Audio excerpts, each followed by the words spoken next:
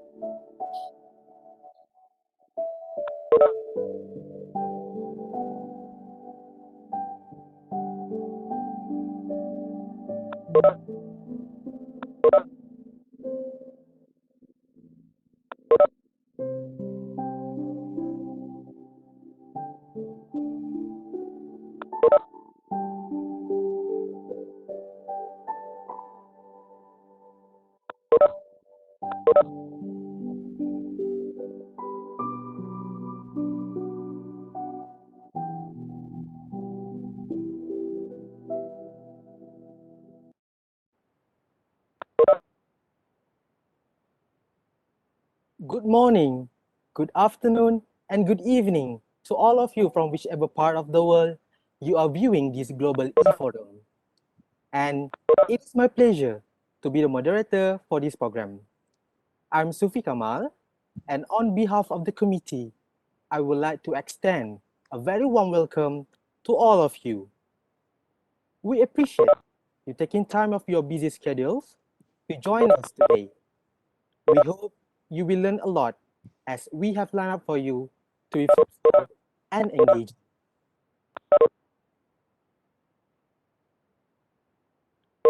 Ladies and gentlemen, may I invite everyone to invoke the Almighty.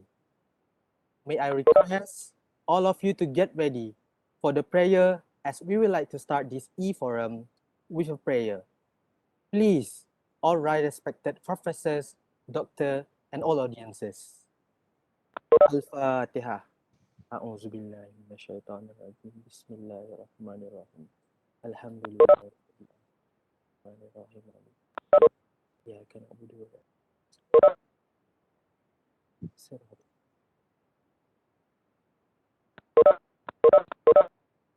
بسم الله الرحمن الرحيم الحمد لله رب العالمين والصلاة والسلام على أشرف الأنبياء والمرسلين وعلى آله وصحبه أجمعين اللهم اجعلنا جمعنا هذا جمعا مرحوما وتفرقنا من بعده تفرنا منصوما ولا تجعل اللهم فينا ولا معنا ولا من ينبعون شقيا ولا مترودا ولا مروما ربنا آتنا في الدنيا حسنة وفي الآخرة حسنة وقنا عذاب النار وصلى الله على سيدنا محمد وعلى آله وصحبه وسلم والحمد لله رب العالمين.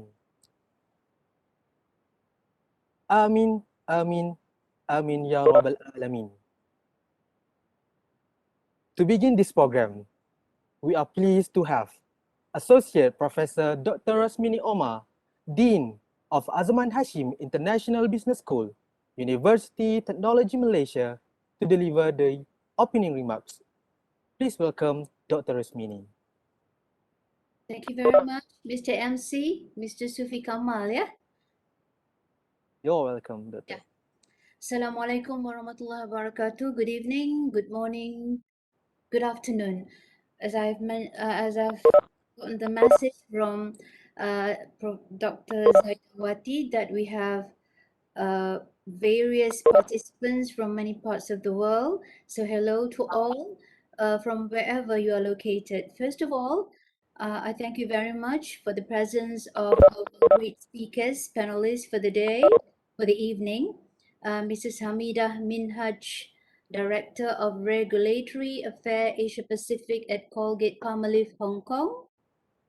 Associate Professor Dr. Muhammad Ismail Ali, Director, Board of Director and General Surgeon, KPJ Johor Specialist Hospital, and definitely Dr. Zaidawati, Senior Lecturer at Azman Hashim International Business School. Thank you very much for your great effort. And thank you to the organizing committee for inviting me and be together in this important event. The theme of the event, challenges and opportunities in placing the consumer goods in the global markets, is one of the important agenda in today's business. Not only to companies that cross borders to reap the benefits in the host market, but it's also to local businesses that stay put domestically while global players join their market. Whether they like it or not, they are already in the global arena.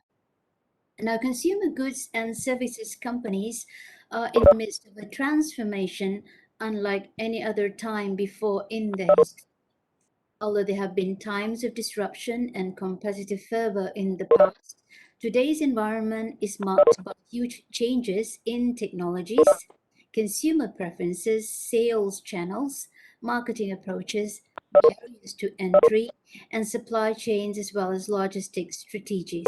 No company in this sector can afford to ignore these great massive shifts. What have taken place are illustrations that we could together learn from. For instance, the German grocery chain uses integrated multi-channel offerings to combine online and offline shopping. Then we also see customers switch easily between channels. The store and its online and smartphone counterparts have the same look and feel. Thirdly, we also see hybrid business models adding revenue and build customer loyalty. However, on the other hand, some businesses are having a hard time competing, surviving, and struggling because the systems are not integrated. Their click and collect offering involves long waits and problems with out of stock items. Now, challenges and opportunities come side by side. We are lucky today with us, the two panelists who are the leaders that involved directly in the industry. So thank you so much, Madam Hamida and Associate Professor Dr. Muhammad Ismail for accepting our invitation. Now, dear participants, let's learn from them. Enjoy the forum. Again, thank you very much. Have a great time. Wabillahi taufiq wal hidayah. Assalamualaikum warahmatullahi wabarakatuh.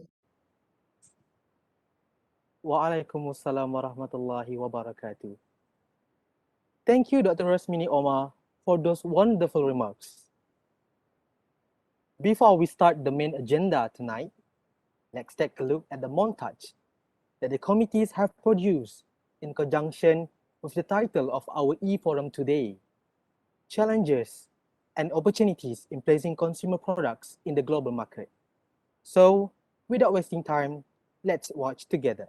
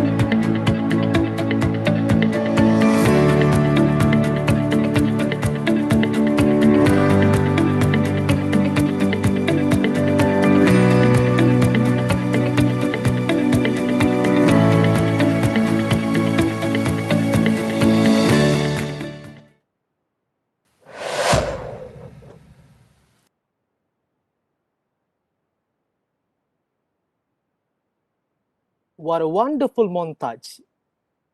Now, ladies and gentlemen, I would like to invite on the stage the senior lecturer of Azaman Hashim International Business School, University Technology Malaysia, and also the moderator for our program today, Dr. Nozaidawati Zaidin, to introduce our guest panelists at the same time. Start our e-forum session for this evening. With all due respect, the stage is yours. Thank you, Sufi. Assalamualaikum warahmatullahi ta'ala wabarakatuh. Welcome everyone to the Global E-Forum. For your information, this program is organized by the Global Marketing students of the degree of the Management in Marketing, UTM Skudai. Okay, as I'm so much delighted actually to introduce two remarkable panelists. So with us today is Madam Hamida Minhaj, the Director of the Global Regulatory Affairs, Asia Pacific at Colgate-Palmolive. She is now stationed in Hong Kong, and she possesses vast experiences in regulatory affairs and have been with the Colgate-Palmolive for more than 20 years. Currently, she leads a team of the regulatory affairs professionals who are based in the key countries in the Asia Pacific region and responsible for management of the regulatory compliances of the company's product and ingredients to all prevailing regulations in the territories where the company places products in these regions. She plays an active role in influencing and advocacy activities in the shaping of the rules and regulation across the region through effective, appropriate external affairs engagement with trade association and regulatory authorities. Thank you, Madam Hamida, for being with us today. A renowned surgeon, Associate Professor Dr. Muhammad Ismail bin Ali, the consultant of colorectal and general surgeon come the director for board of directors at KPJ Johor Specialist Hospital. Associate Professor Dr. Ismail bin Ali is active in academic, in which he served as a senior lecturer at Monash Medical University, Malaysia, and clinical coordinator for the postgraduate surgery, KPJ University College. Possesses 30 years experiences in medical and involved in managing several aspects of healthcare matters, risk management, business focus group, pharmacy, and therapeutic and clinical advisors for patient safety goals. Thank you, Doctor, for accepting our invitation. Okay, back to our forum. The theme is challenges and opportunities in placing the consumer products in the global market.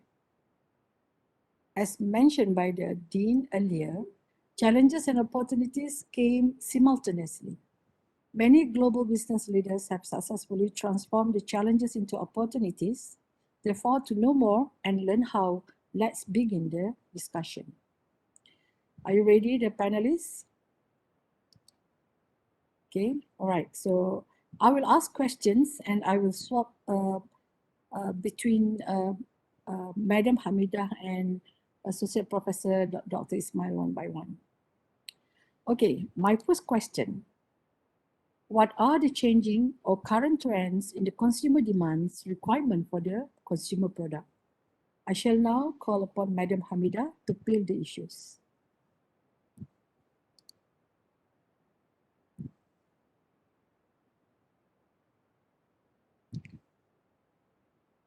Madam Hamida, we can't hear you.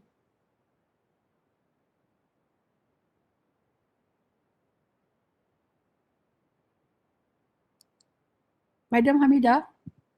Madam Hamida, we can't hear you. Anyone can help?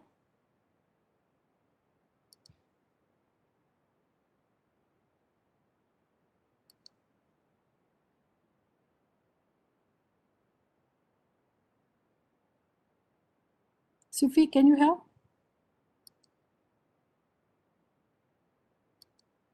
I already unmute her, but still we can't hear.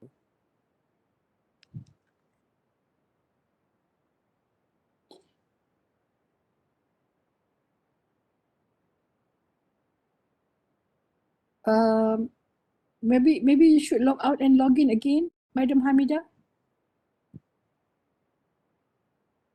I think there's some technical error. She's unmuted actually. Okay, Aisha, how to change the microphone setting?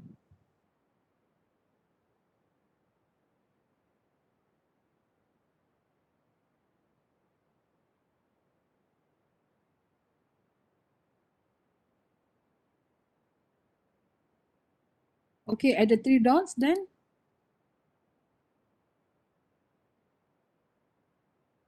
Microphone and speaker.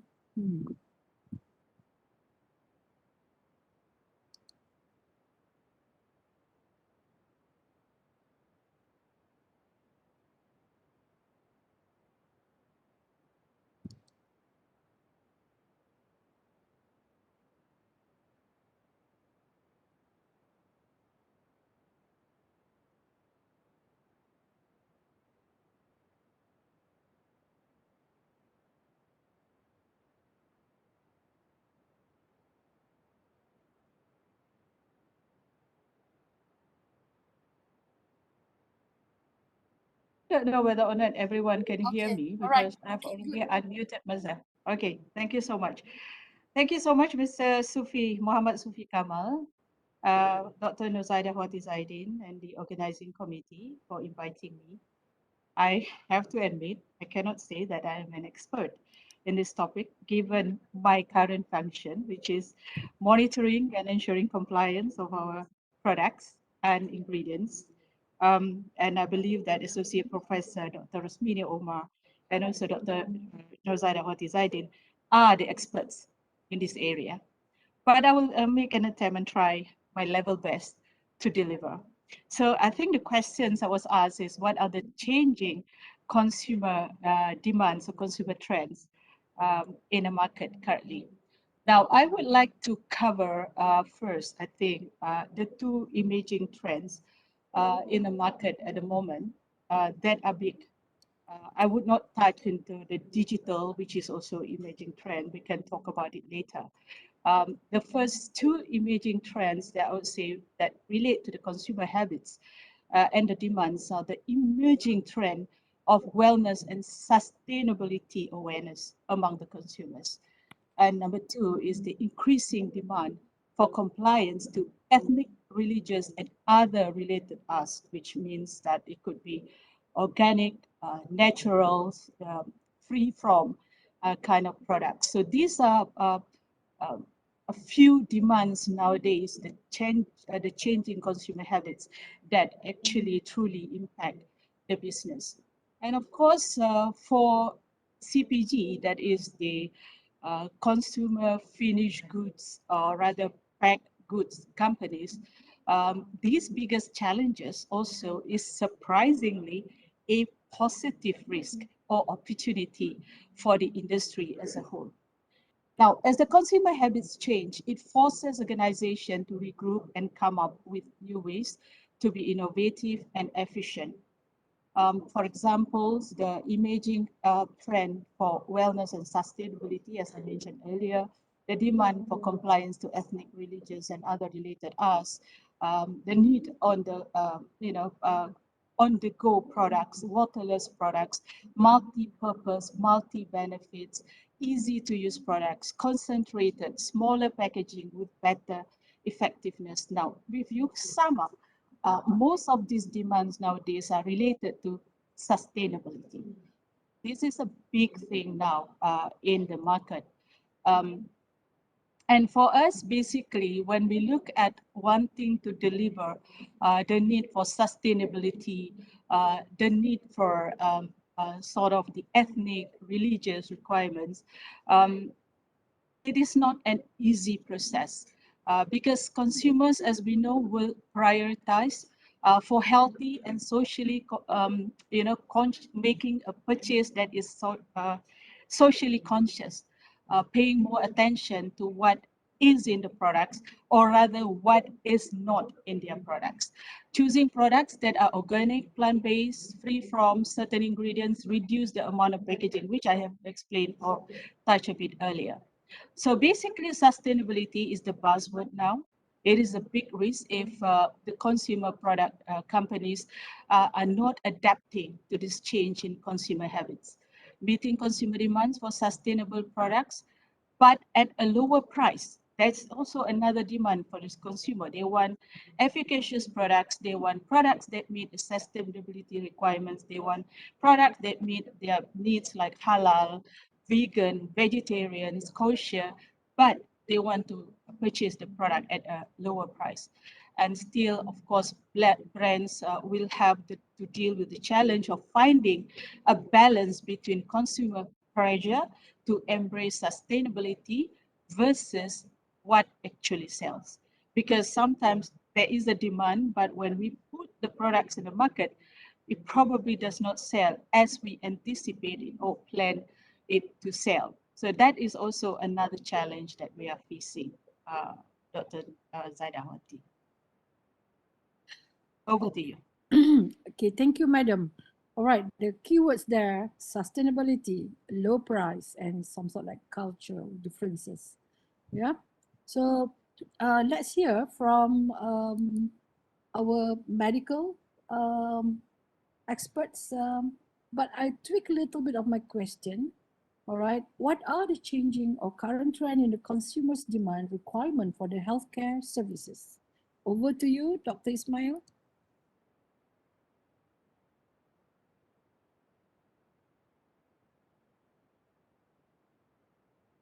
Assalamualaikum.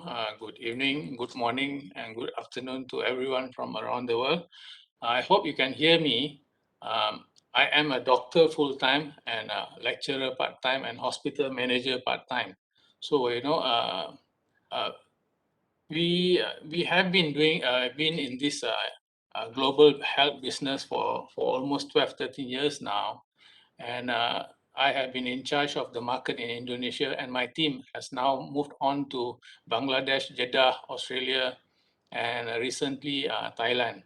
So I actually have prepared slides. I do not know if it is appropriate for me to show the audience. I just wanted to summarize all of it in a gist. Me, a doctor, preparing slide might not be of very high quality, I would think. The words are not really very technical, but everything that is mentioned in the slides is actually what I have personally gone through. Every little thing, how we actually tried to go into global market, like the panelists before me said about sustainability and a few other things.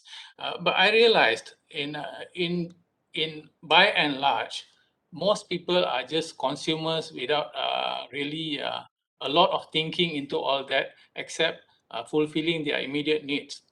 And it is more so in our medical fraternity that most of the decision action that has taken place is in fulfilling certain health requirement or wellness requirement of the patient, of the people who are traveling across the world, their borders to come to Malaysia to get their treatment.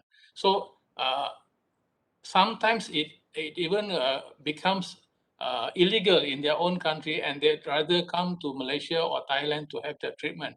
So morality, ethical issues, or medical needs, there are multiple things that you can talk about. But basically, it is about us fulfilling human needs. All the technical jargons are not always used in the client that we have. Of course, when we go to forum or any places where we are asked to talk, we talk about the plans for the future. But the truth is, most people come to fulfill their immediate needs. Would I have a time to quickly show the slides, Dr. Zaida? Sure, you could. Yeah, please bear with me. I don't have many slides, and it is a little bit colorful. I hope you don't mind.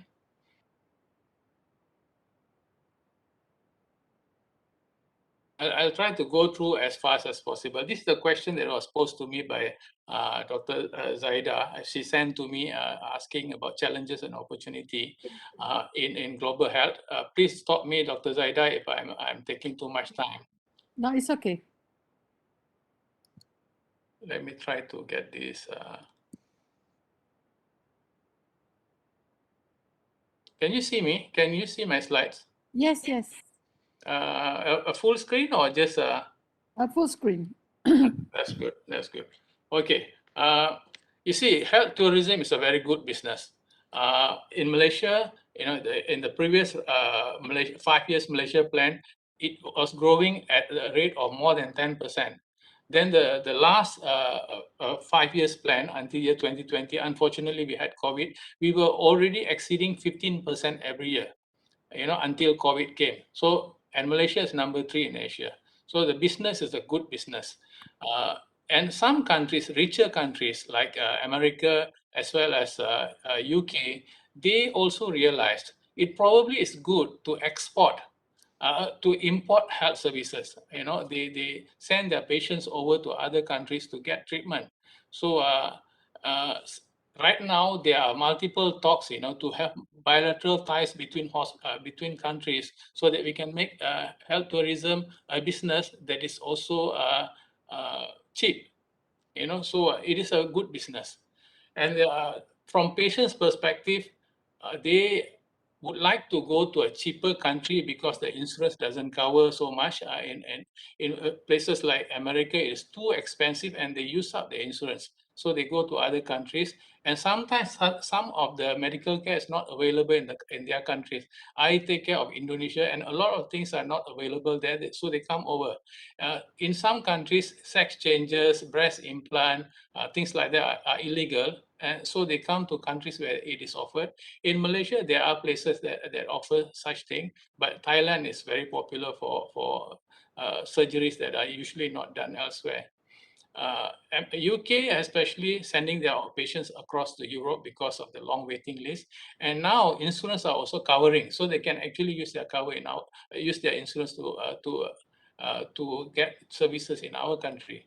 And in Malaysia, especially now, most of the doctors are accredited by foreign bodies. A lot of them hold degrees from other countries, so it is quite acceptable for most people from elsewhere to seek treatment here.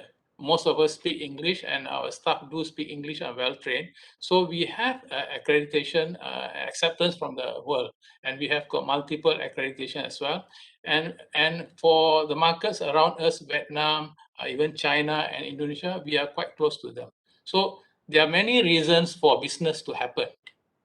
And now, in the past, rich people from a poor country like ours go to rich country for treatment. Nowadays, we get all kind of people, including poor people, coming to us, and rich people from rich country also coming to us to get treatment. The trend has changed. Now it is not really about going to rich country. It's about going to a country where the service is affordable and available. I said all these are available, but the problem is there are multiple risks. I told you I am also part-time manager of hospital. One of the things that we do is we actually acquire hospitals that are doing badly in Malaysia. There are many hospitals that had gone bankrupt, and KPJ had gone and bought them over. In market like Malaysia, hospitals are going bankrupt because of the difficulty doing health business. And it is more so, the risk is manifold when you go into a global market. And the profit does not come very fast. It takes about 3 to 5 years for us to see a sustainable business. So it takes very long time. Laida, please stop me if I'm taking too long. It's okay. Proceed. Just proceed. Okay, so there is business opportunity, but it is very high risk. So you have to ask, if you are going into this kind of business. This is what we always talk about: whether you have got the right product, the right understanding of the market, whether you know how to market in other places, whether it will be accepted by them, and whether you have the right resources to make it sustainable. So knowing the people, I would just quickly go through this. This is purely health. Yeah, in health, you see, you can't really sell a product because the choices that the requirement of the people are very varied.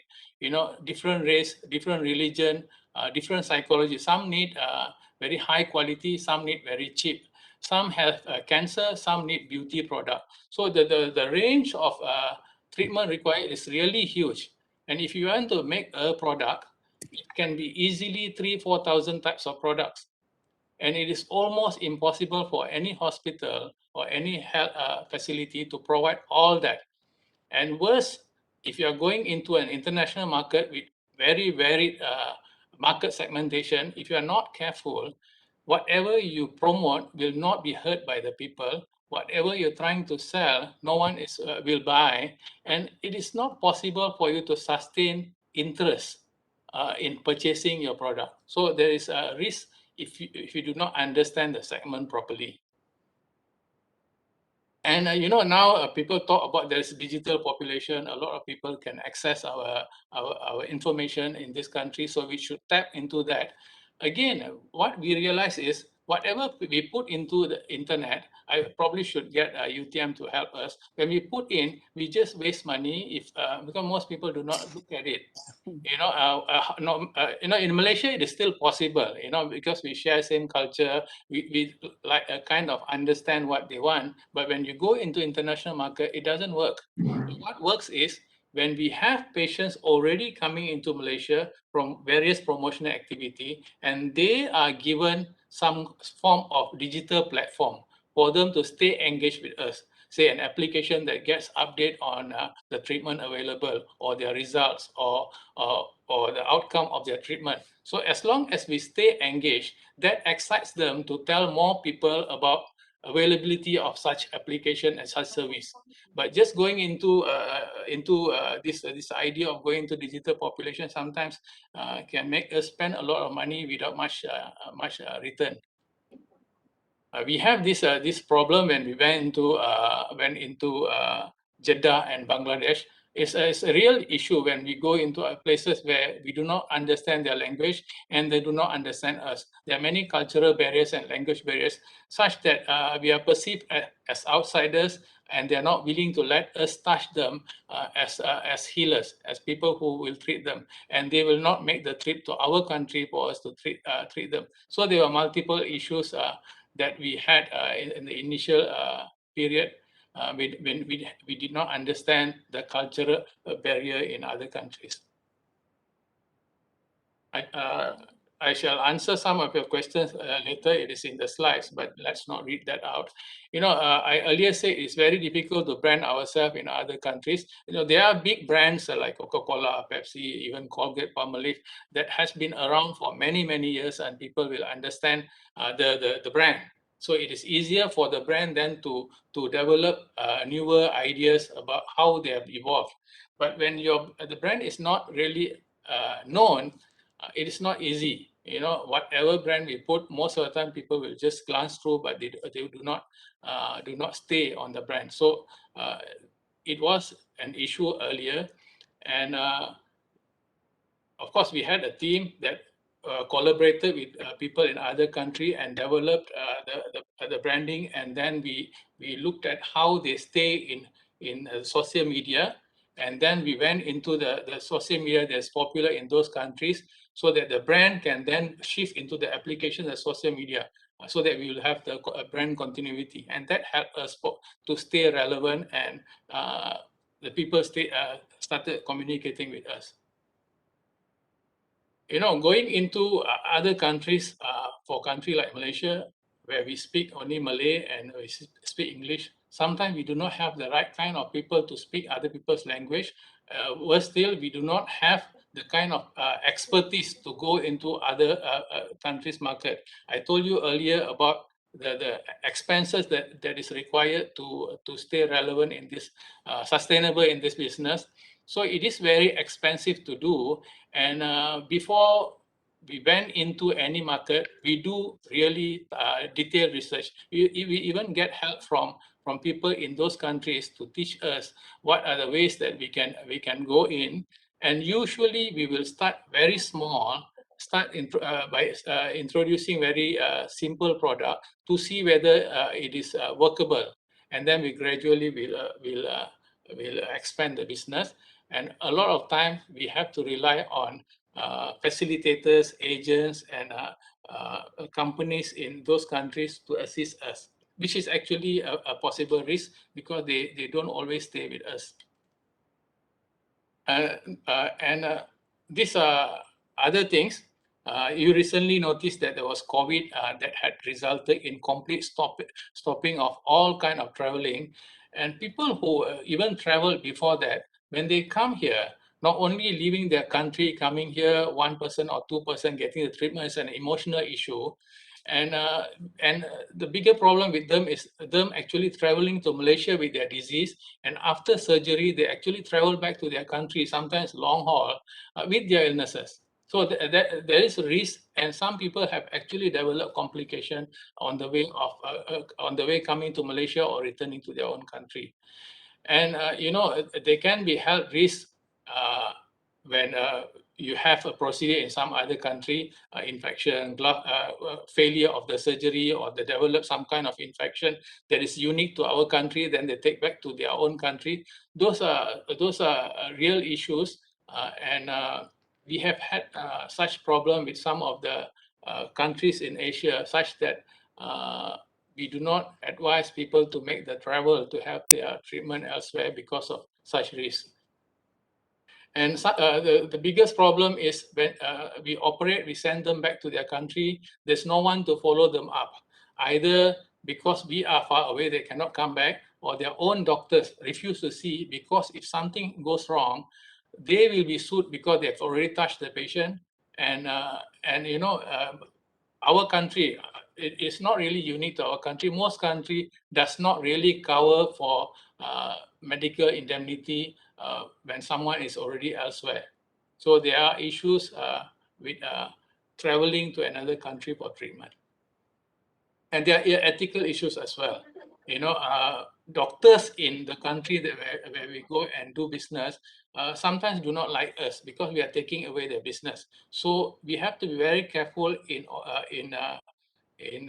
conforming to whatever rules they have in their country, because you will get complaint and we will be investigated, and there will be stop work order immediately. So whatever we have invested will come to stop immediately the moment there is an order for investigation. So it can be very high risk because of this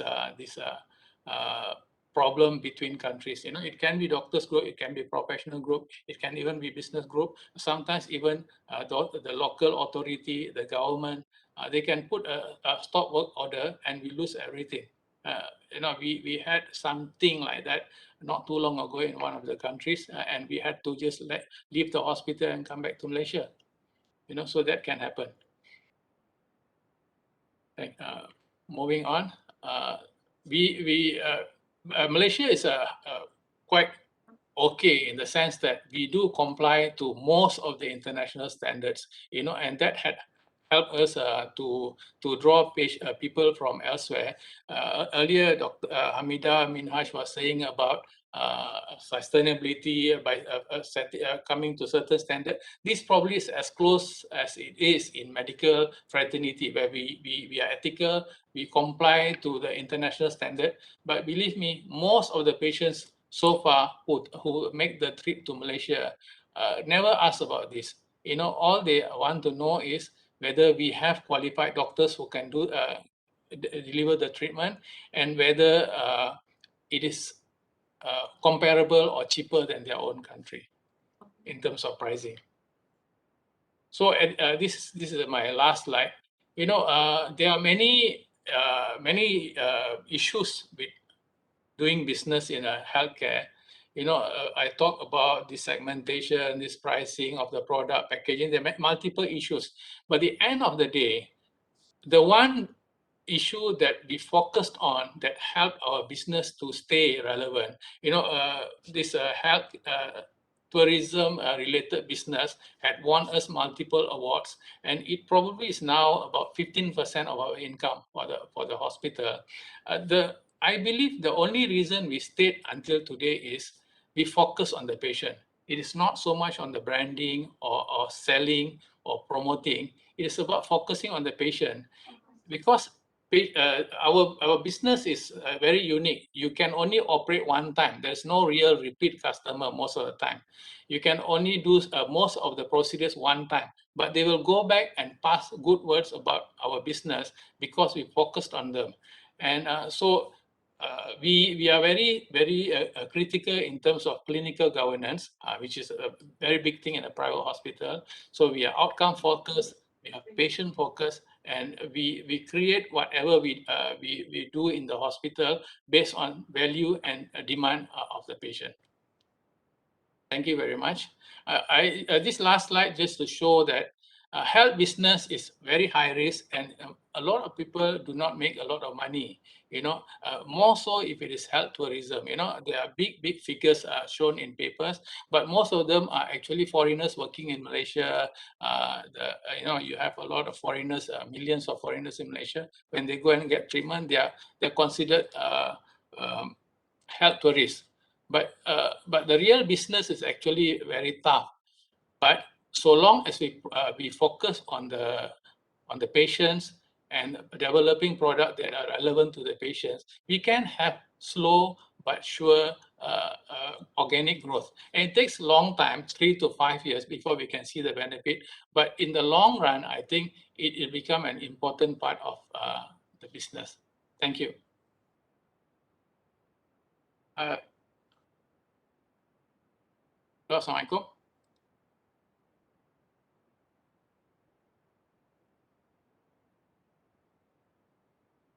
Okay, what I can capture, despite of all the challenges, delivering the value is the most important, right? Because just now, Dr. Ismail was talking about the evolving customer needs, lacks of efficiencies, effectiveness, segmented market, pricing, packaging, digital population, compliance and standard ethics and risks.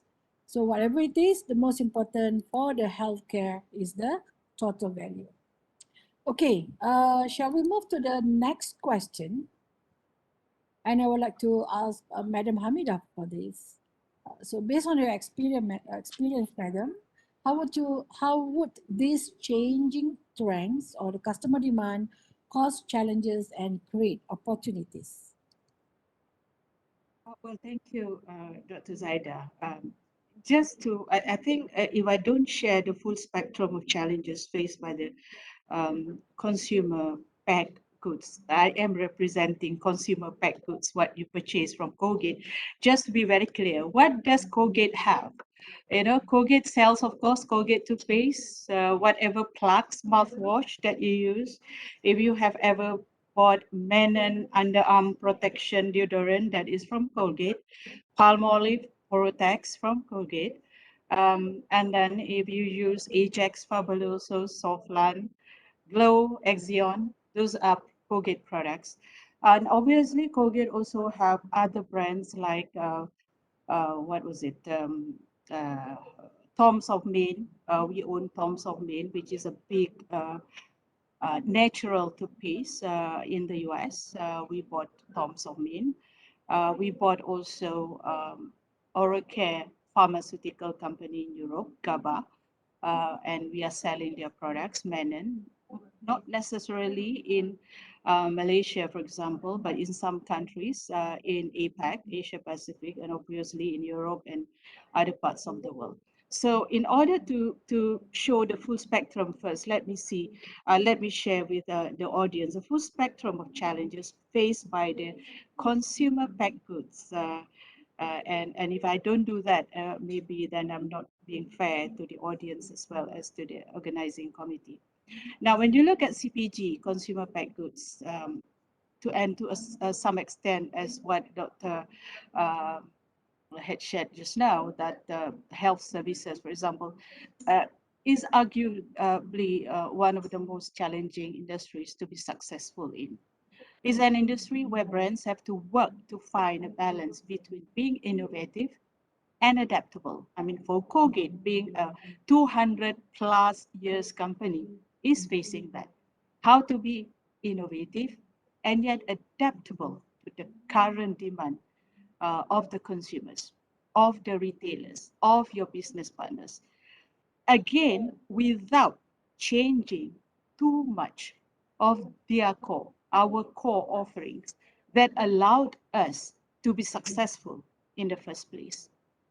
Now, while this provides organizations in the CPG industry to find new opportunities for growth, it also means there are risks that business leaders are constantly thinking about. How do we compete? You know, and what are the challenges besides the consumer demands that I mentioned and besides the consumer habits that are changing? Digital age is also a challenge, you know. When I was young, we have never bought anything online. Now everything is available online. When you look at people buying products, they look at internet, they look at social media, they look at YouTube for influencers, to get influence, to read reviews. So what is changing is really now the importance of influencers and how companies now develop what we call as digital contents group. When I first joined Colgate Palmolive 22 years ago, we don't have digital contents group. At that point in time, there was no online purchasing. There's no digital commerce, you know, and but now what is growing in our marketing department is digital content creators. The people who then decide who we work with, influencers and whatnot. New entrants and competitors. No longer only the traditional companies selling. Because of the platform direct to the consumers, many new companies are entering the market, becoming competitors. They may not necessarily using the brick and mortar, the traditional retailers. These are the challenge to the traditional companies like us, where we need to really beef up whatever our activities to then move together with the current trends. There's also challenges with supply chain distributions. I can explain that later. Labor shortages. And you think that during this pandemic, people say that they cannot get work. Yes, certain work are now being automated. That's true. But there's still certain, jobs that we are still in short of supply, sort of, and one of it is probably the content creators, the digital contents, which are a new skill that is required by the company. Now, what is the other challenge? Climate change. Look at what happened to Malaysia, the flood, how the floods recently in some states in Malaysia impacted the business.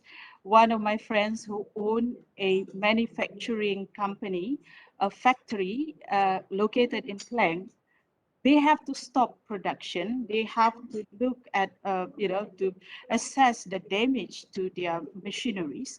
And this is what happened in Klang. What about, in other states?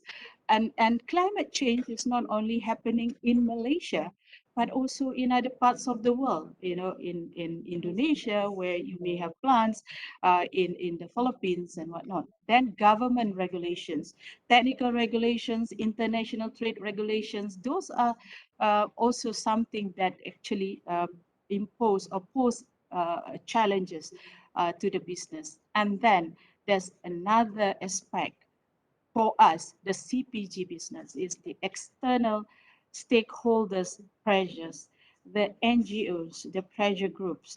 These are the people who say you must not do animal testing. Of course, I'm proud to say that Colgate do not conduct animal testing on our products, but some companies are still doing it. No animal testing. You go for sustainability. They start talking about certain ingredients are unsafe, even with this, very um, unverified, non-validated papers or studies. They can create very big stories about ingredients not being safe. And in the era of digital, as I mentioned earlier, where people are going into social media and things can get viral very fast, and people believe what they read in the internet, in the social media, and these pressure groups actually are putting a lot of pressures as well to the business. So that is the full spectrum of the challenges that we are facing at the moment. Now, I would like to ask Dr. Zaida again to, please repeat the questions that you have so that I can answer your specific questions now. Dr. Zaida? Okay, sorry, forgotten to unmute. Okay, based on the challenges that you have mentioned just now, it's quite a long list of the challenges, it seems. Yep. Yep. Is there any examples that you could, I know that being innovative and adaptive is actually one of the approaches, yeah, in order to overcome the challenges, yeah, or how are you going to face the challenges? But is there any instances that you could share with us on how the challenge is transformed into opportunities? Okay, I think I did mention earlier with regards to changing consumer habits, the need for sustainability products, the need for, easy to use products, free from products, natural products, and organic products. So those examples are a lot, even from the Colgate perspective, we are looking at more natural products, and in countries like South Pacific, like Australia and New Zealand, for example, plant naturals, organic products are very big. The trend is is already being picked up by the consumers in ASEAN, for example. But this is what we are doing. We look at products that can deliver. We can claim plant, naturals, organic, and free from. And it can be free from whatever it is that is not safe or unsafe, like free from parabens. Parabens, as we know, which is used as preservatives, can be cancer causing. Methylparaben especially. So there are a lot of data to support this, and we can always say our products are free from parabens. However, we also have to be mindful when we place products in the local market with free from claims. For example, in countries where methyl parabens or some other ingredients are already banned by the government, there is always a regulation that say you cannot claim free from, because there are no products in the market. There should not be any products in the market with that free from. So those are the kind of examples. What else? When we look about sustainability, the examples, we look at waterless products, meaning that maybe some of you have seen shampoos that are in tablets form. So that is for sustainability. You reduce water, reduce packaging, and because it's waterless, then it's less susceptible to microbial contamination, and therefore it can be refillable. Those are the kind of things that people are placing on the market. Colgate is also on, catching up with the trends. Maybe we have launched elsewhere. Maybe we are about to launch in ASEAN, for example, in Asia, these waterless products. So those are the examples. Innovation is important, and it is not enough only for our R&D people, research and development people, to work ourselves. It is important now for companies. Definitely, small companies will have to get the support from, say, research and development organization, if there's such thing available in the country. But for us, for example, we work with research institutes, in the US, or university somewhere in the US, could be somewhere else, to tap on the expertise of the people in the university to help us develop new products, new innovation. And then when we talk about sustainability, refillable product is important. And then what we have done, basically, for example, in Latin America, LATAM, is in LATAM, there is a van that goes to the village. They carry the big tank of, say, Ajax Fabuloso. Um, they call it differently, not Ajax Fabuloso, it's a different brand in the tab. And people can bring their empty container to be refilled. So that encourage there is no longer single-use plastic, which is a big thing now. Government in Malaysia, in ASEAN, all parts of the world are already developing regulations to prohibit single-use plastic. So we are encouraging recycling of the packaging that our people use. So those are the kind of examples that I can share with you, Dr. Zaida. And please feel free to ask again if you need any other, Sure, sure. deliberation. Yeah. Okay, what I can sum up there, meaning that companies, yeah, whether you are global companies or you are just an international companies or whether you are just a domestic companies, you need to innovate and adapt.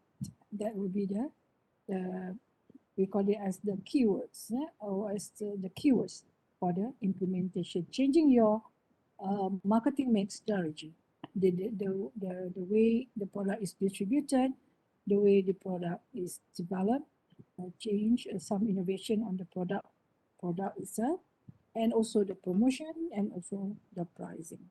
So thank you, Madam Yes. Hamida. It's very eye-opening. Yeah. Okay.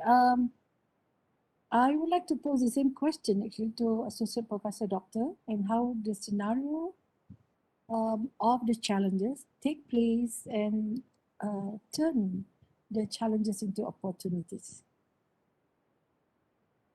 Thank you, Zaida, for asking that question. Can you hear me? Yes. Okay, thank you. Well, we in medical line, we have a lot of stories to tell, because while we are not so technical in terms of doing business, I suppose the big difference is what Puan Hamida mentioned were mostly product based, and you can term our business as product, but ours is really service.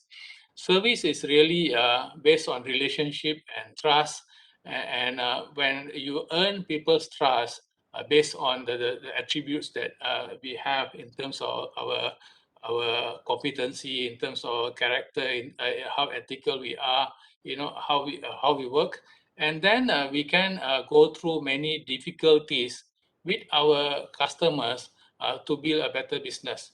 I'll give you an example to show how a challenge became an opportunity. When we went into Indonesia, we had a lot of opposition from doctors there. They do not like the idea of Malaysians coming and taking away their patients with their money. So we could not operate there, and we did not have anyone to run the business. Despite us appointing people, promoting our business in Indonesia, we did not get any referral from doctors in Indonesia. And secondly, when the patient is unwell, they are not given the travel visa by their authority such that they can come to Malaysia to get a treatment. Say there were multiple issues. There were more, but these are such issues, some of the issues. Until such time, I realized the islands around us do not have good services for their patients. So what I did was I went to the hospitals in the islands near us and offered them training so that they can do their treatment on their own. They don't have to come to Malaysia. It was just us thinking, since they don't have the expertise, we will help them. So we ran the course, for endoscopy, this minimally invasive surgery in Batam and few other places. And after a while, we invited them over to our hospital to work with us.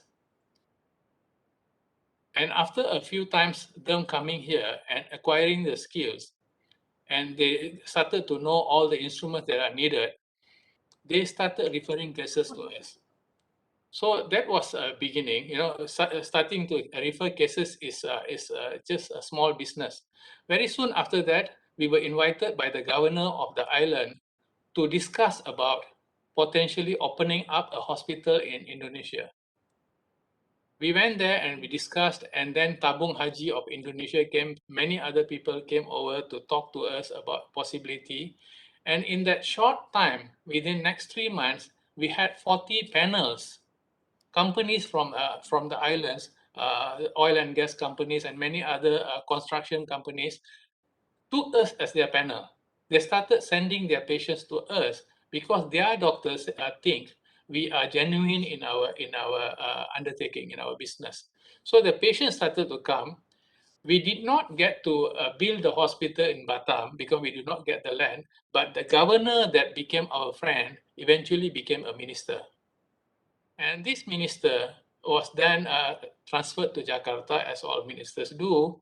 And then we had opportunity to open 2 hospitals in Indonesia.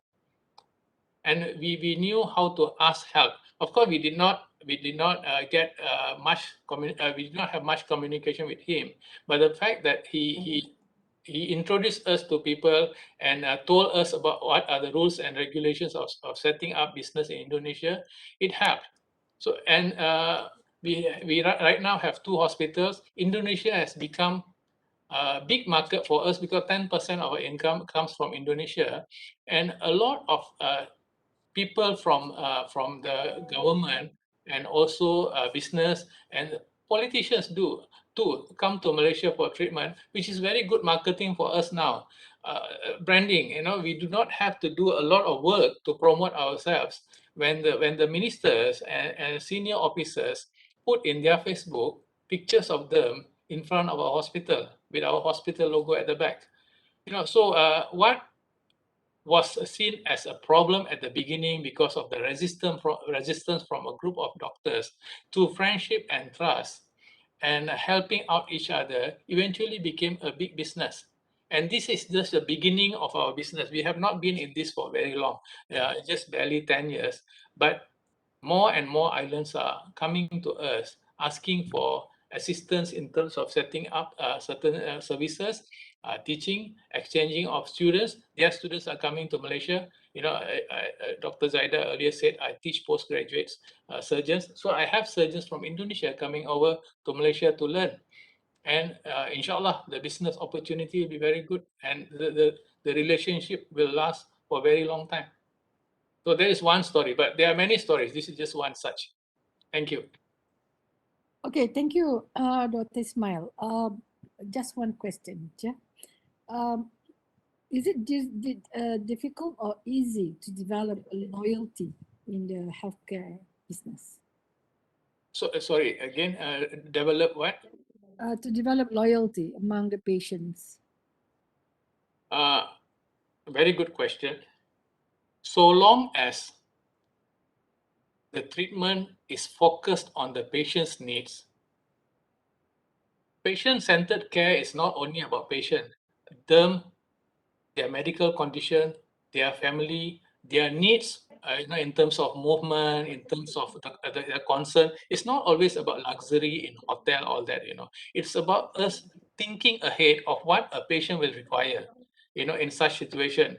Heartbroken, emotionally disturbed, psychologically disturbed, and then have the physical condition. They have got 1,001 concern. And when we develop our skills in patient-centered care, and whatever we do is to make sure the patient is well and in whatever situation we are there, they start to trust us. The moment they trust us and we are consistent, trust is not really something not measurable. You have various yardsticks, various ways of making sure this is converted into something measurable. There are activities that you have to do, there are training for the staff, there are metrics, which we have to follow, that is already in the system such that I don't have to worry that trust that the patient has with me will be broken someone along the value chain, someone in the management. They are very nice to me, then the nurse breaks the trust, or someone in the ward breaks the trust. We have a system in place that is so focused on making sure it is patient-centered care, and the trust is our commodity. So long as we can keep their trust, we don't lose their patients. We don't lose the patients, and that probably is what we call loyalty. I do not know if it is brand loyalty. It probably is, but I think they are loyal to a set of people who care for them. Okay, I've done one research actually on patients. What patients look and what makes patients stay with the service provider. My findings tells that number one is the doctor-patient relationship. So you agree with that, Dr. Ismail? Absolutely. Yeah, it's based on trust. They have to accept us into their life to be the healer for them. Okay, all right. Thank you very much. Okay, it seems that I can see students are, the participants are eager to ask questions. So I think I have to ask the questions to all the participants. So I would like to invite now anyone on the floor to ask questions. And also participant, you may also post your questions over an app, Slido, by scanning the QR code and link given in the chat room. But before you post your question, please introduce your name and the country you come from. So may I invite any of you, anyone? I have a question. Okay, all right. Okay. Can you start? Assalamualaikum and good evening to the respected panelists and moderator. My name is Azim, and I have one question directly to the Ms. Hamida. What the KPJ expectation for the global consumer toward the healthcare service offered by KPJ in Malaysia? And that's my question. Question to who? Ms. Hamida. Oh, Wan Hamida. but I'm from Colgate Palmolive. I don't understand the question. I think I have Sorry. to understand. Can you repeat the question? My question is for Dr. Muhammad Ismail. Okay. My I thought mistake so. over there. Please repeat the question, Hazim, because since you mentioned Puan okay. Hamida, I wasn't paying attention. Okay. My question, I directed to the Dr. Muhammad Ismail. What is the KPJ expectation toward the global consumer for the healthcare service offered by KPJ in the Malaysia? Oh, okay. All right. Well, you can hear me, Azim. Yes. So I hope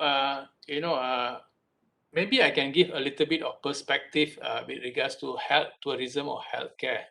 I hope I can partially at least answer your question.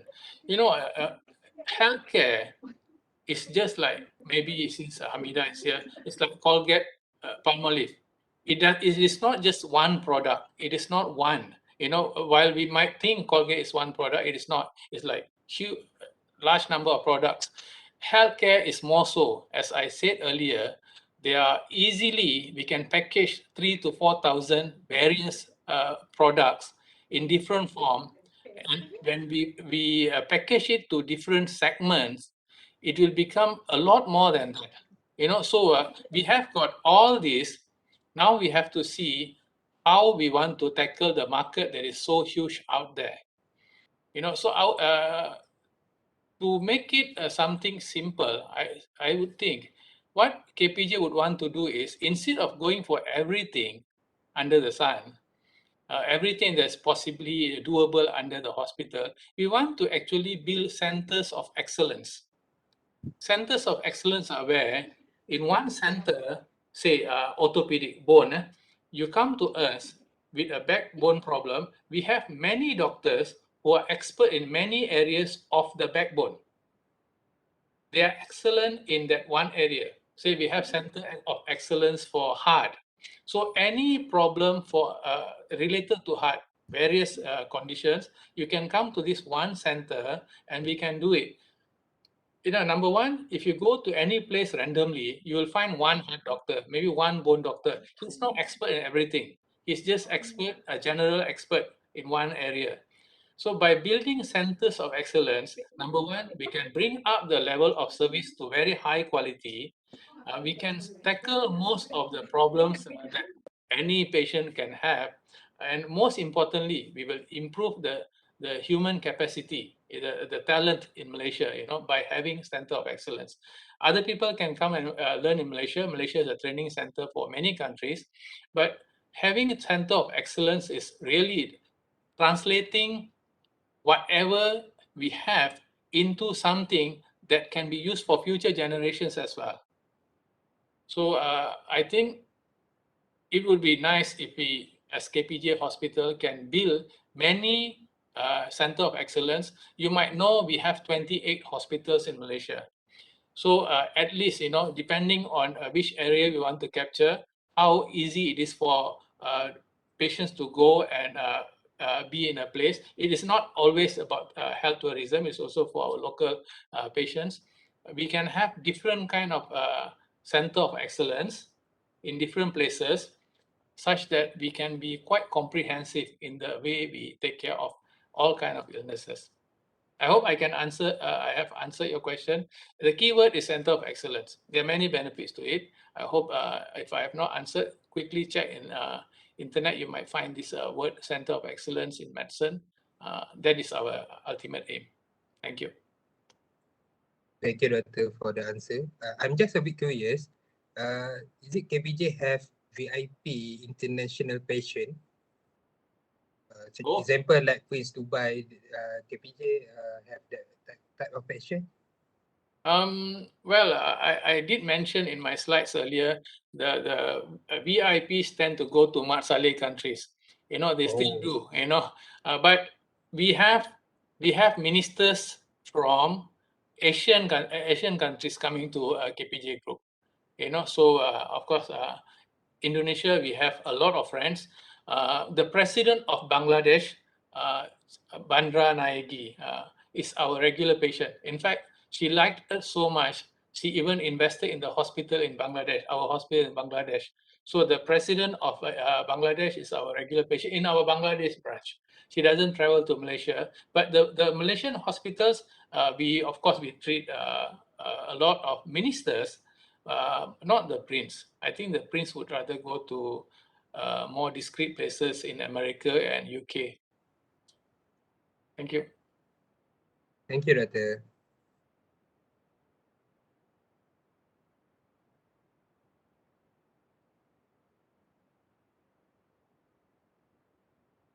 Can't hear you, Zaida. Sorry. Okay, thank you, Hazim. Thank you, Dr. Muhammad Ismail. May I invite if there is any other participants who would like to ask questions? Doctor, my name is Subhash. I have a question. Hi, Subhash. Yes, I have a question for Puan Hamida. Okay. Okay. So what are the strategies taken by Colgate Palmolive to become a successful brand in Malaysia and other Southeast Asian countries? What are the strategies? Okay, Thank first, thank you for the question, Subhash. So basically, the typical process in Colgate when we look at developing strategy, we are developing strategy or strat plan way in advance. So for example, it's always a 5-year strat plan. So in 2020, we developed a 5-year strat plan for 20 until 2025. That's what we did. And then for that, we focus. How do we focus? Because you cannot be concentrating, on certain categories or certain efficacy, or one particular efficacy or one particular category globally. It doesn't work that way. You have to look at where your strength is. So first, we have to assess each market. Where are we strong in that market? In which category are we strong in that market? Which efficacy we are strong? For example, I think at the moment we are not strong in sensitivity, this sensitivity that is taken by Sensodyne, for example. So I'm giving example here. Yeah, I do not say that this is our strategy because I'm not supposed to be sharing my strategy openly. But this is how multinational do. So they say, okay, we are not strong there. We are very strong in anti-cavity. We are very strong in multi-benefits. Multi-benefits, for example, Colgate Total. We are very strong in, say, multi-purpose cleaner like Ajax Fabulous. So quite strong in softener, for example. So, but we are probably still behind certain brand. So what do we want to do? So we develop plan. So the plan is always based on the division first. Division is the region. So Asia Pacific, they are focused, okay, Asia Pacific will concentrate for oral care, meaning that toothpaste, mouthwash. What are the key benefits for this next 5 years, right? And once we know that, we probably look at 3 key benefits. I do not want to mention what are the key benefits, and then we start developing programs for that. What new innovative products we want to launch for all these benefits? You know, for example, Colgate has what? Whitening toothpaste, antibacterial, whatever. So what will be the existing products that we want to upgrade? That what are innovative new products we want to launch? So basically, you have to do that because if you don't have new innovations, you will be left out.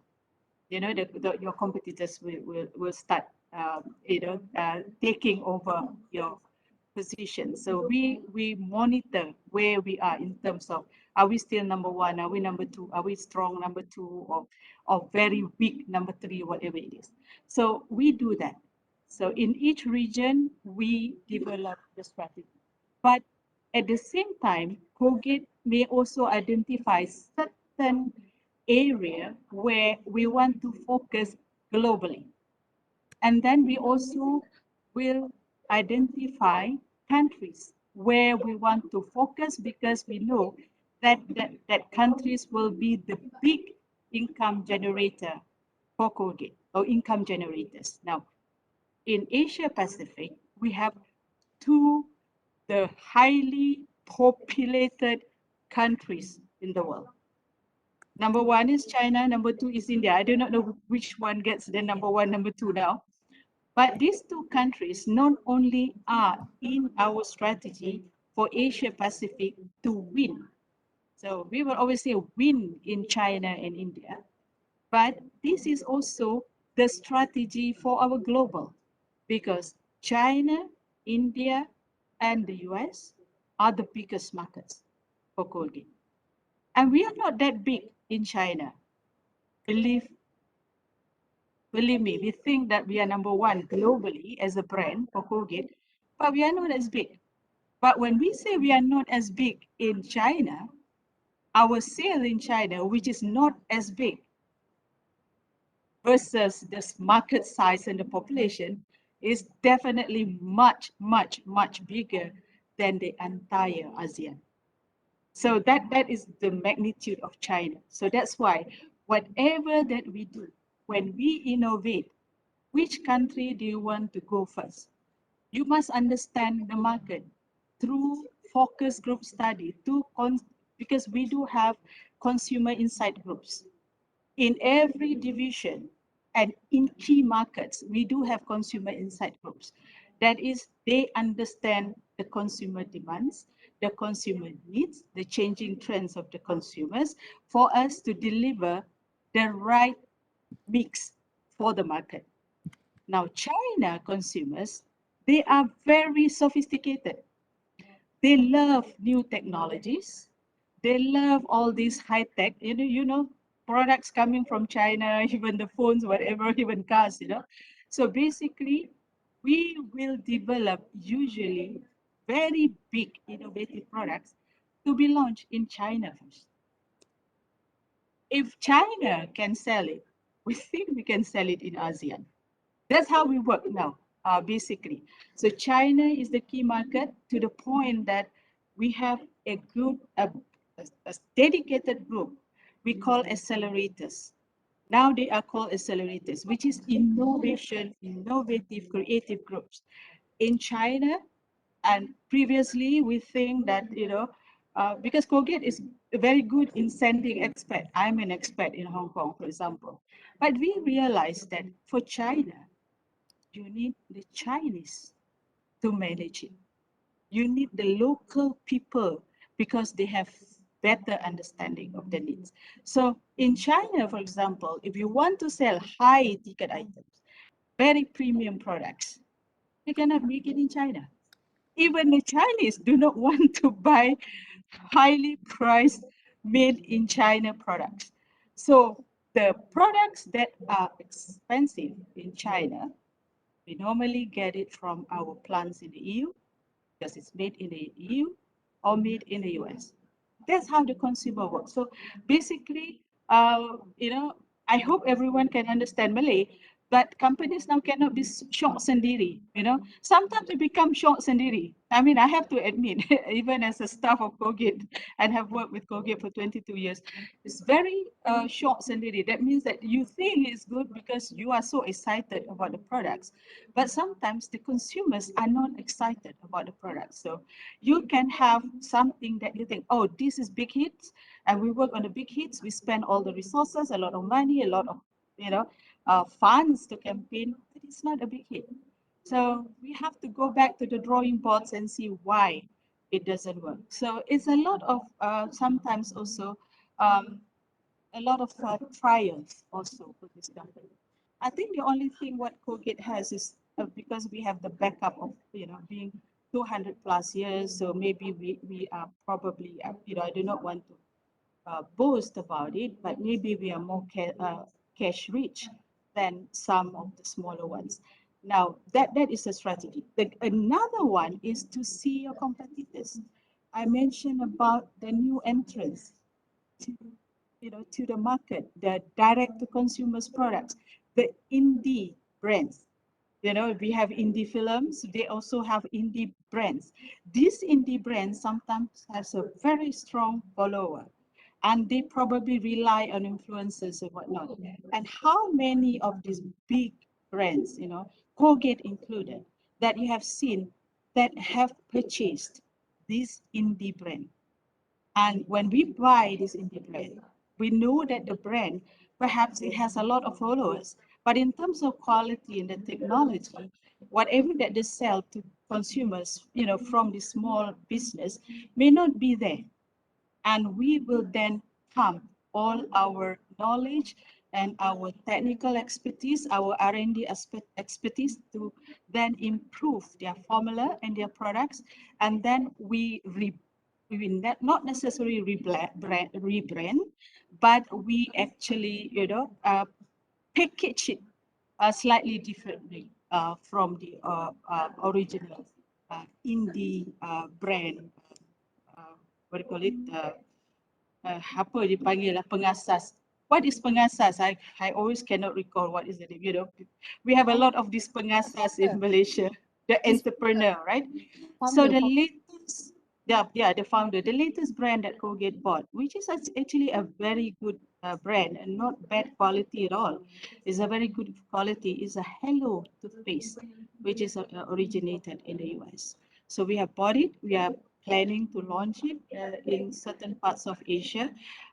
This is not something that is not in the public domain. We also look at the strategy of where we want to invest and focus. So basically, during my years in Colgate, we have decided we are not going to focus on fabric detergent. We used to own Fab. We used to own, I think, Dynamo. I forgot already, a few brands of fabric detergents. We do not want to invest on that. So we divested. So we sold those brands to Procter and Gamble. Then we decide where we want to invest. And that's where I mentioned we bought oral care pharmaceuticals, very big brands. This is the way companies work. We cannot be selling too many products. We have to decide which categories you want to focus, because for all products that you sell, there must be funds, there must be resources that you have to invest on the product. So I would say focus, identify where we want to do what, and then understand the consumer needs. So when you want to focus and identify what you want to do, where you want to do what, you have to understand the consumer needs. And then that strat plan follow through. But at the same time, we always review the strat plan to understand whether there is a need for us to revise and upgrade and amend and update the plan to ensure that, if it doesn't work for 2 years, why do you want to continue for 5 years for the same thing? Because then you just waste your money and your resources on doing something that is not uh, beneficial and profitable. Okay, thank you, Madam. May I call for at least we could have another two question, because it's already 9:13. We try to stop at 9:45. Any questions? Hello, Okay, Sophie. I want to ask a question. Yeah. So I want to ask Associate Dr. Ismail. Right. I love how you explain on the strength of KPG in global market just now. And Doctor, in the background of healthcare industry, in your opinion, will the global business environment change in 5 years' time? Will the global business environment change in 5 years' time? And doctor, where do you think that the healthcare industry direction is heading towards to? Perhaps it towards to the new technologies or contactless service or anything related to the future? Yeah, that's all my questions. You get that question, Dr. Ismail? Uh, the first one is about, sorry again, let me write that down. Yes. I know the direction Right, of healthcare in Malaysia. There's the second part of the question. The first part is, will Can the you global business environment change in 5 years' time? the direction of the change, you mean, Yeah, Sophie? Right. The direction yes. in 5 years' times. um, okay, I'll answer that. This is a general question, not really KPJ question, right? It's about healthcare. So I'm a little bit Yeah, free to just imagine, you know. Uh, you see, there will be technology, there will be innovation, there will be more freedom of movement across borders. More, the next decade, I think Asia will come up to become very significant player, and we have many doctors who are trained at a level that is accredited internationally. So I would think the business, you know, in all aspects, including health, will shift towards Asia, and it will shift towards Malaysia. You know, so the business will come, and who the players will be, we do not know, because now that we have opened our business, not only Malaysians are struggling to expand, a lot of foreigners are coming in, you know, to make it more difficult for us. We have hospitals from America. We have now a hospital from Saudi and Dubai who want to open here. So we will have many operators coming to Asia because Asia is a fertile ground for future development. So healthcare as a business will grow, and the growth is quite likely be centered in Asia, including Malaysia. Malaysia has many advantages. We have doctors who are the workforce that is trained at a level that is recognized internationally. We speak English. We are quite friendly people. The weather is likable for most people. It's quite easy to do business in Malaysia, as evident by more and more setups in the recent past, you know, in Malaysia, especially in Johor. We have huge number of companies that had opened up in Johor, and a lot of them are health related. So I would think business will come here, and the growth itself, what will happen? Yes, there will be innovation. There will be robotic surgery. There will be minimally invasive, because in the future, people might not have to cut open to do surgery. You can use tiny instruments. Since the tiny instrument is attached to a machine, the machine can be operated from wherever in the world as long as your internet allows it. So it is possible even now to perform surgery from elsewhere.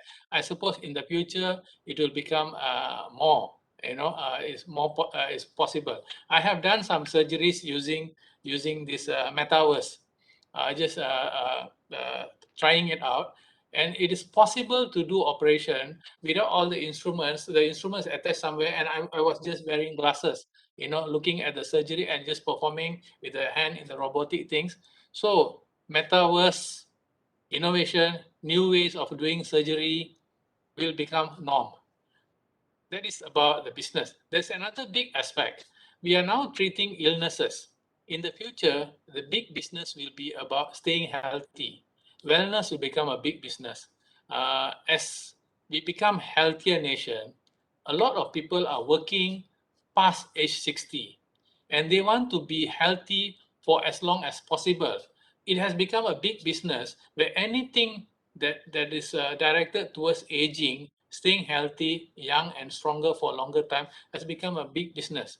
So that is not only about surgery, that is about the medicine, the hormone, the tissue surgery, or medications, the non-medical treatment like physiotherapy, non really medical, but it's paramedic, physiotherapy, yoga. Many things are happening to keep people healthy. So that will be a big business, wellness business.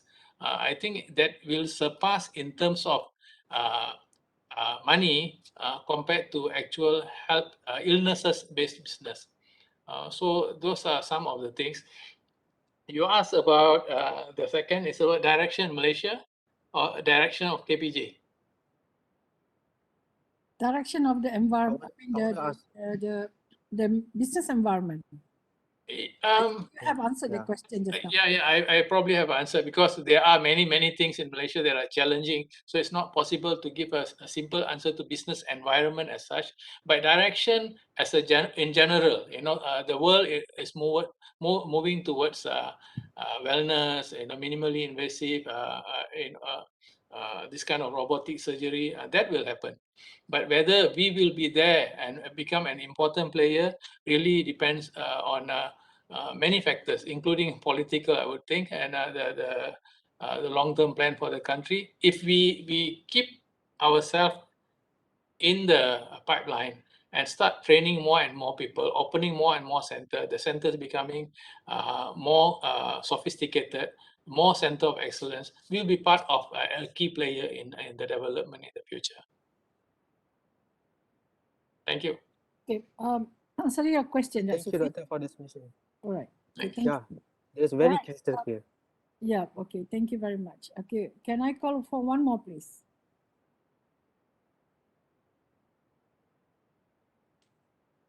I should have taken this question as my exam question. Any questions? Hi, my Okay. name is Alia. My humble question is for Madam Hamida. In terms of marketing, how do you recover marketing mishap that might damage the brand image due to the cultural difference?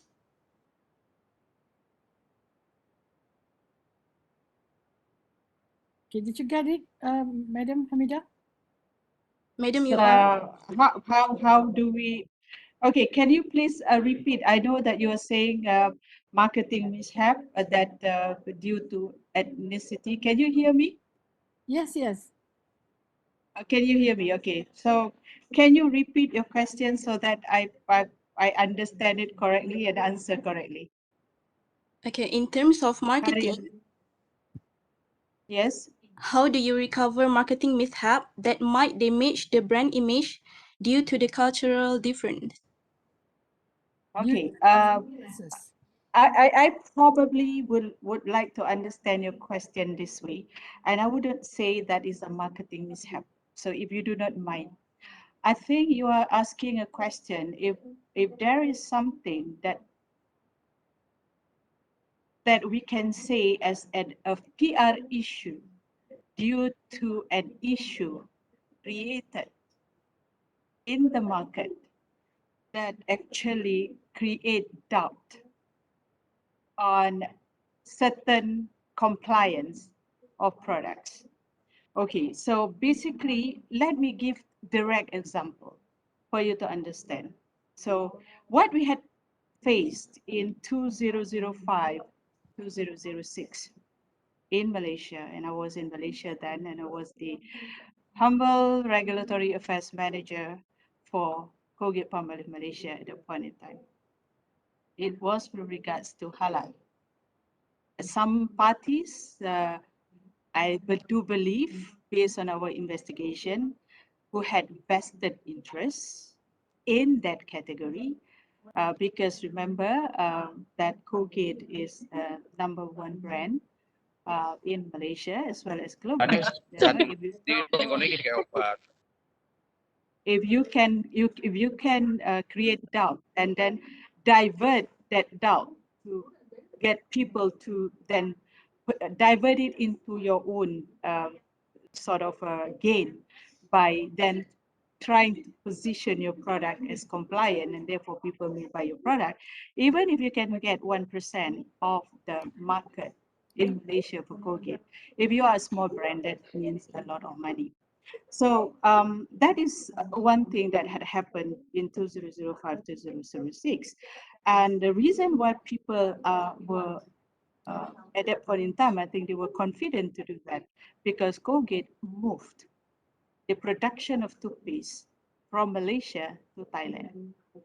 Now, what I had prepared for the move is this, and you have to understand all this story, and I think you have for you to understand what happened.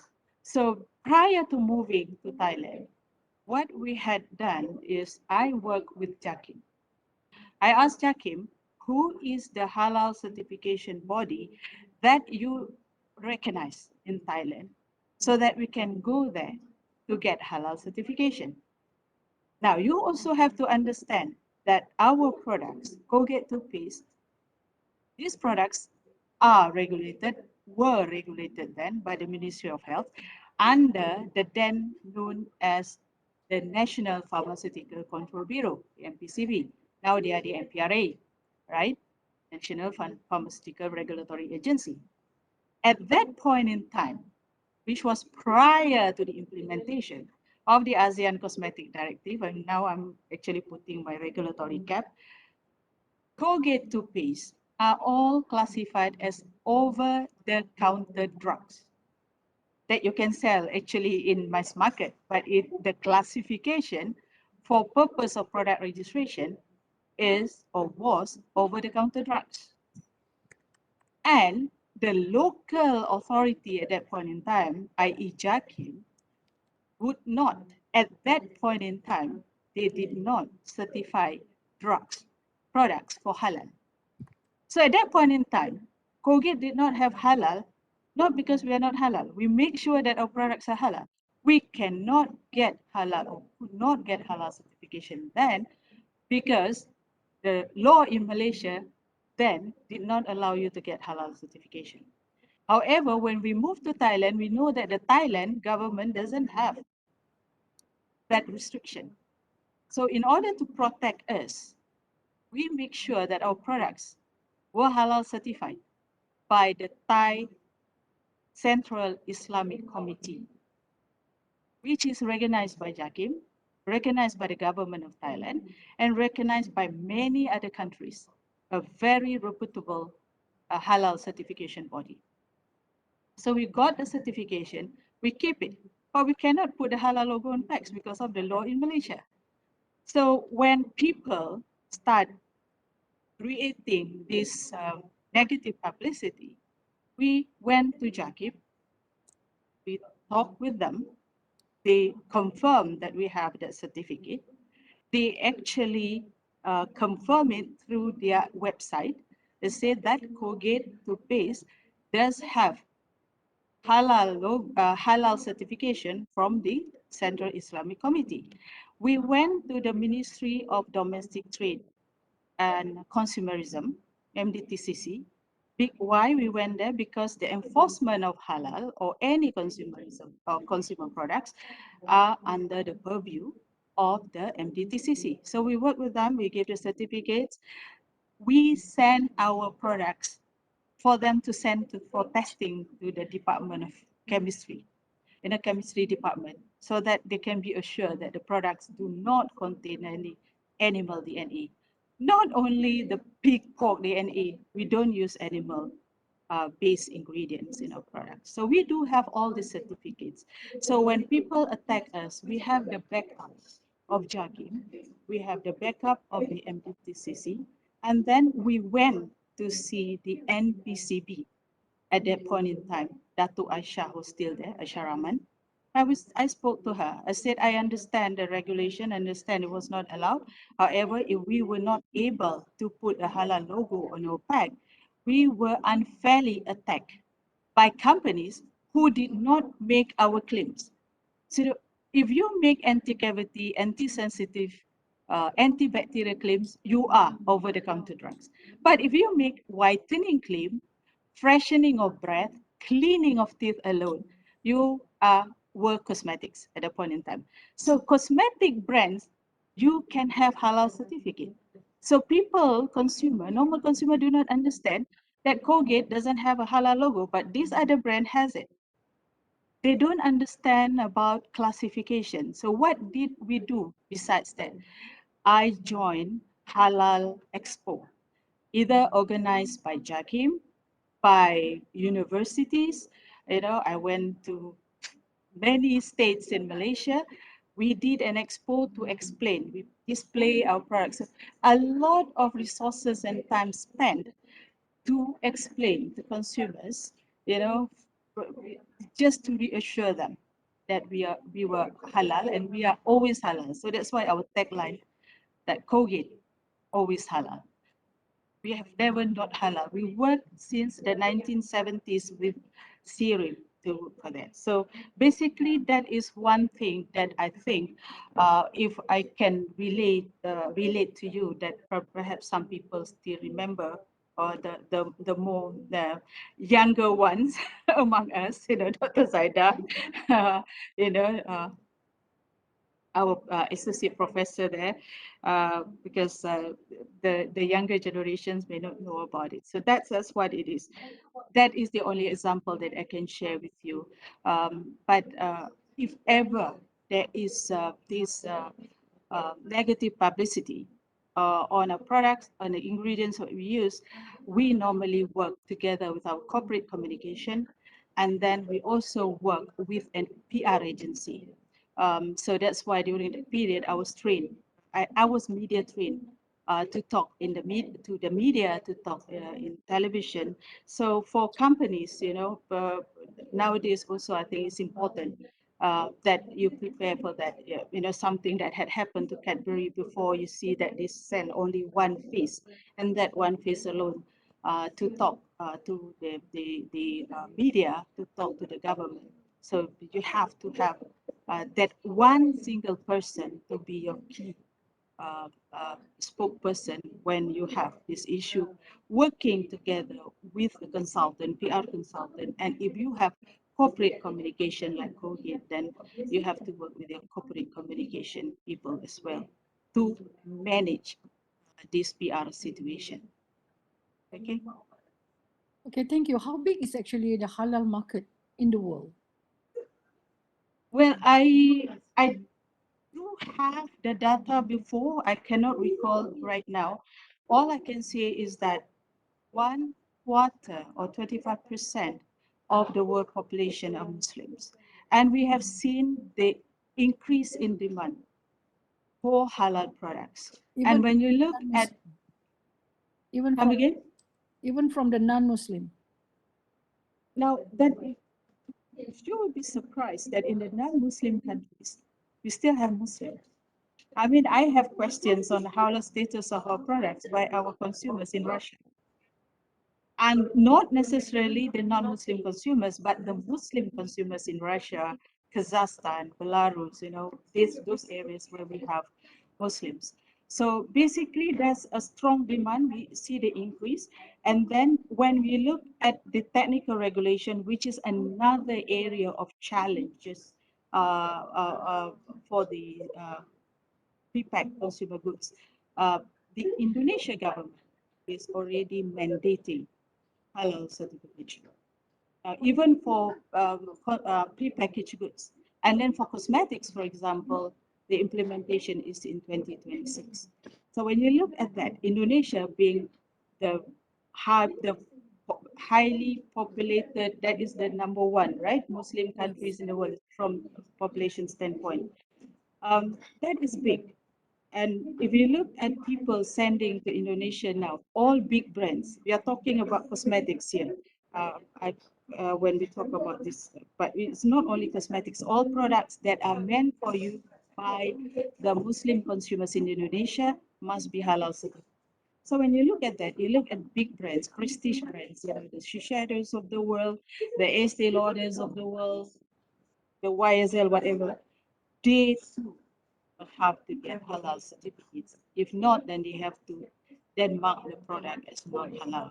So the demand is there not only because of the consumer demands, the demand can also be boosted by the technical regulation like in Indonesia, which is now a big concern among the global business players. And I'm in the committee together with the International Trade Association, like the PCPC, the US Trade Association, the Europe Trade Association, JCIA of Japan, KCA of Korea, to develop proposals to try to minimize the impact of these technical regulations on halal in Malaysia. So it's big, the demand is there, and then when you look at halal, you probably can cover organic, you can cover the need for vegan, because if you are like Colgate, you sell halal, you just sell non-animal ingredients. There are many things, halal usually, when you look at halal, it is GMP compliance, it is safety. Halal is always safe products, and products that are manufactured to exact standards, and of quality. So if we look at halal, and I think for local manufacturers, when you are selling halal, don't sell halal as meeting religious requirements. I think we should sell halal as products of the highest quality. So we sell it as a product that is of quality, that is safe, that meets all the good manufacturing practice requirements, good distribution practice requirements. Don't sell it as for meeting religious compliance requirements, because then you are only narrowing your potential consumer, target consumer for the particular products. Okay, thank you. That's a very good explanation, and I think that I also learned something new tonight. Okay, well, just for your information, I have a list of questions, but I don't think that we have that much time. Probably, can the committee share the Slido, please? And then probably the panelists can choose one question.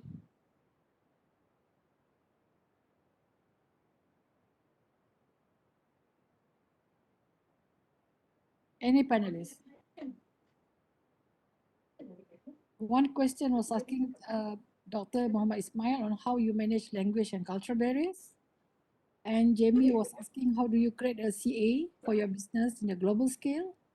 And Jisya was asking, in your perspective, do you see any government initiative have taken to support the medical tourism? And Wang Chuan asking about how to maintain brand loyalty when a lot of competitors in the global market. Just one question. Just one question. Am I to, those are my questions, are they? Except maybe the last one is for Hamida. Okay. Just one question. Which one? Well, whichever that you want to answer, because I don't think that we have much time that we can answer all those questions. yeah, okay, sure. Well, maybe government initiative. Yeah. Number one, very short answer. If we language and culture barrier, if we have difficulty with the language, we have difficulty with the culture, we don't go into the market yet. Because we have, the market is so big, we can go to countries where we do not have language barriers. We are India, Sri Lanka, then we have Bangladesh, we have the whole of Indonesia, so our hands are full for next 20, 30 years, I would think. Not to be malas, not to say that we don't want to explore those, but our energy, human resource, and finances are all limited. We don't want to overdo.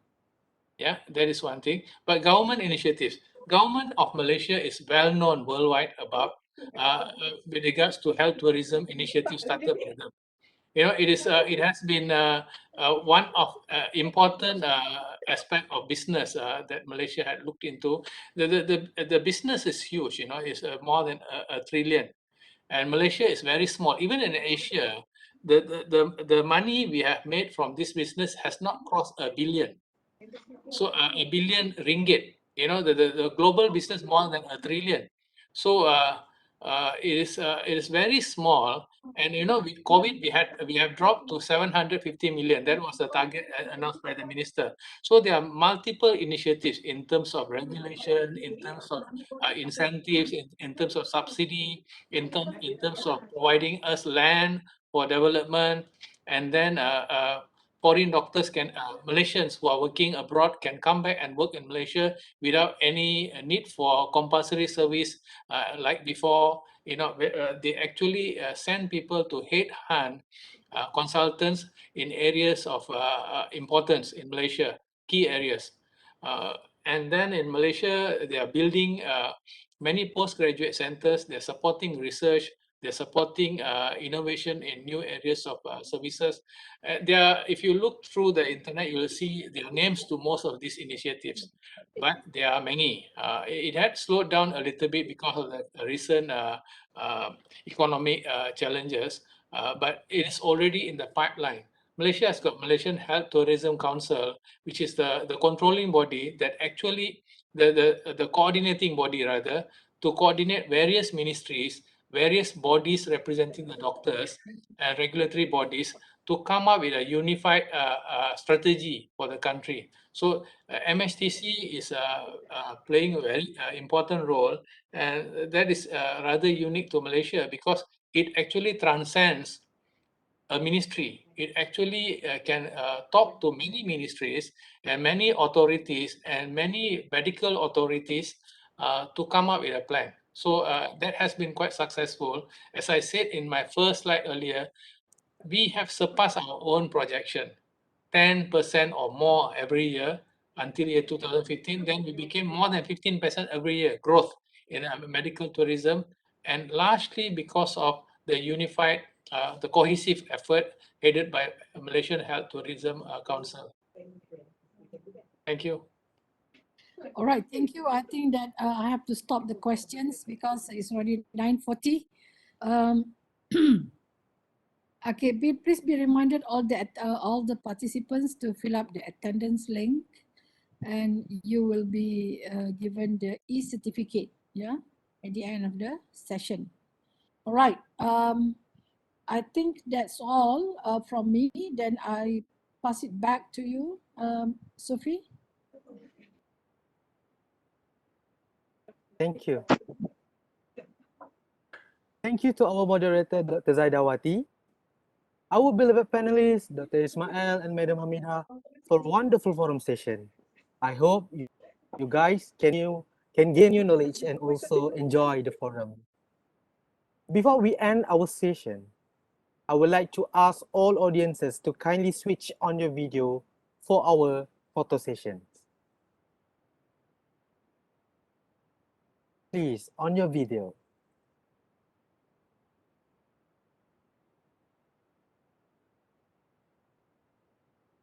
I can see a lot of beautiful faces here. Our committee will take the photo from time to time. Just get ready and keep smiling.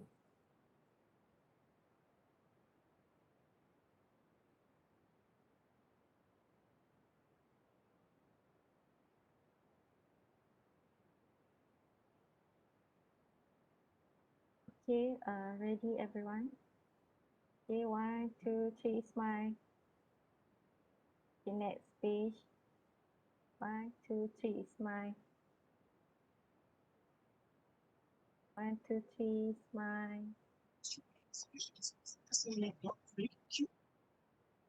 1, 2, 3, smile. Okay, the last page. 1, 2, 3, smile. Okay, thank you for all the cooperation. Thank you, everyone. Thank you, everyone. And now, ladies and gentlemen, please fill in the attendance form, or you can scan the QR code given for the e-certificate and merit point for the UTM students. Okay, I would like to take opportunities here to thank you both of my friends, Madam Hamidah and Associate Professor Dr. Ismail, for spending their precious time today with us, explaining, and then I think that we have a fruitful discussion, and it's very, very useful for them in um, their study because they are taking the global marketing class right now. And then I hope that this is going to be a takeaway, lots of a takeaway from the session and for your future endeavor. So thank you again, Madam Hamidah and Associate Professor Dr. Ismail. And I may invite you again for future. Thank you very much. That's true, Dr. Zaida. Thank you very much to the panelists. Thank you Ladies all and for having me. gentlemen, Apa dia Dr. Ismail? Wow, wow. Terima kasih menjemput saya. Oh tidak, tidak apa, akan menjemput lagi. That's true. Okay, Madam Hamidah, Now, ladies and gentlemen, it's the same time, right? 9:43. Apa dia, Dr. Zaida? Masa You're kita saying sama. something? Masa Yeah, kita same time. There's no time difference between Hong Kong. Just I for just have to tell you that I do have guests here that have been waiting for me. right now. So thank you very Okay, I much. have to leave now. Thank you. All right. All right. Okay, Bye. thank you. Bye. Thank you very much. Okay, Assalamualaikum warahmatullahi wabarakatuh. Waalaikumsalam. thank you everyone. As the saying goes, to every beginning there is ending, and now the e-forum has come to its end. Once again, I hope all of you have enjoyed this mesmerizing occasion. On behalf of the organizer, thanks all for coming and remaining with us during this delightful program. And we close our global e-forum with Tasbih, Kafarah, and Surah.